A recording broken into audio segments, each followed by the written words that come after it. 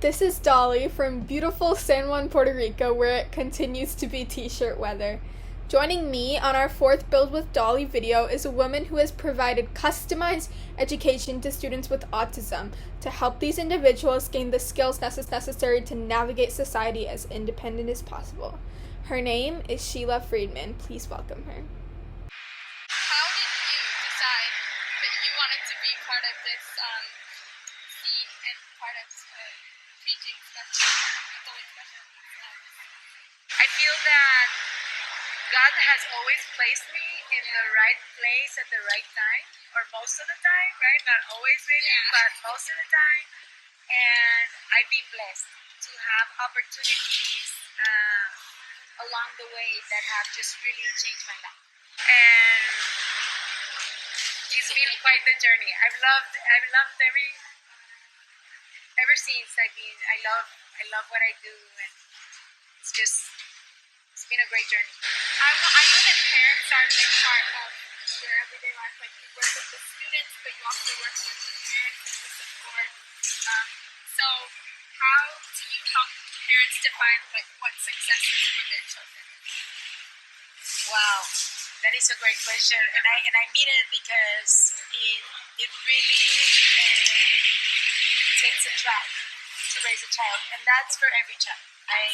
That's a saying that we hear a lot, and with a child with special needs, even more so, right? So before we can support a parent, because we have parent trainings and support groups, but before we really have to understand that the parent's perception of their child, of what their life looks like, is really aligned with our vision of the child, right? So that really is one of the first steps.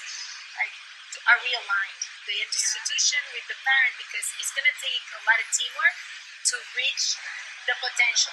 One of the things I want to ask is about regulation. So I know it's a big part of your everyday job. And so I'm curious how regulation impacts the students on a daily basis and how you work around that.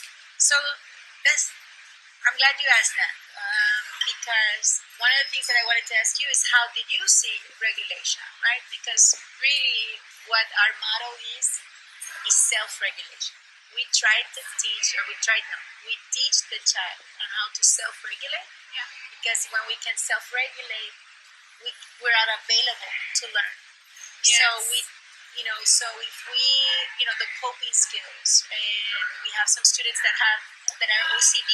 Yeah. And so how do they, there are things that they're not going to be able to change. So how they transition from a situation is giving them anxiety, but they can't change, we teach them to auto-regulate, right? So that's our number one thing. I'm curious about some more personal stories that you've had, like success stories, hardships that you've gone through, and how you've come out of that as a new person. So one of the things that we noticed pretty quickly that was not happening across is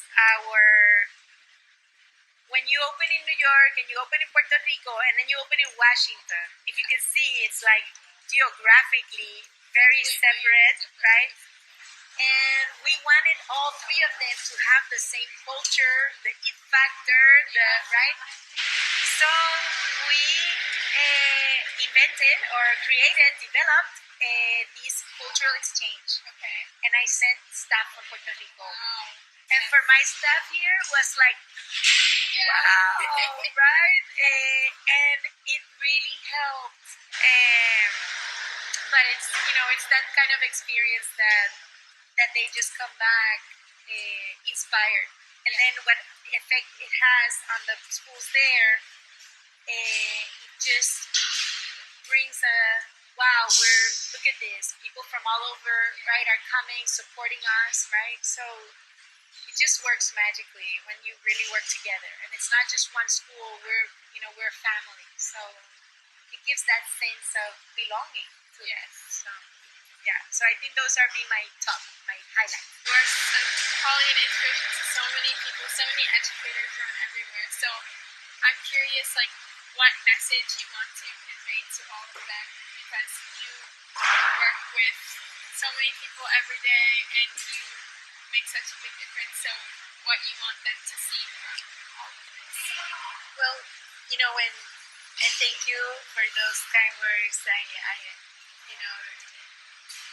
It humbles me to hear you say those things, and